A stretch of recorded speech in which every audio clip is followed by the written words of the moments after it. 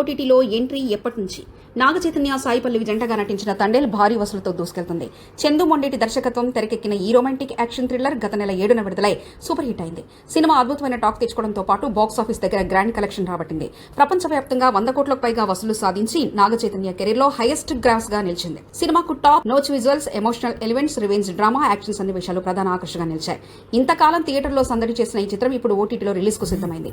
Netflix ఈ cinema digital హక్కుల్ని భారీ ధరకు కొనుగోలు చేసింది. మార్చి 7 నుంచి తెలుగు, తమిళ, మలయాళ, కన్నడ, హిందీ భాషల్లో నెట్ఫ్లిక్స్ లో స్ట్రీమింగ్ కానుంది. ఈ విషయాన్ని నెట్ఫ్లిక్స్ అధికారికంగా ఎక్స్ ద్వారా ప్రకటించింది. దీంతో థియేటర్లో చూసే అవకాశం మిస్ అయిన వారు ఓటీటీలో తండేల్ చూడొచ్చు. ఈ సినిమా నాగ చైతన్యకు కెరీర్ బెస్ట్ హిట్ అని చెప్పొచ్చు. సాయి పల్లవి నటన, Chaitanya chemistry, visuals, action scenes ప్రేక్షకుల్ని బాగా ఆట్టుకున్నాయి.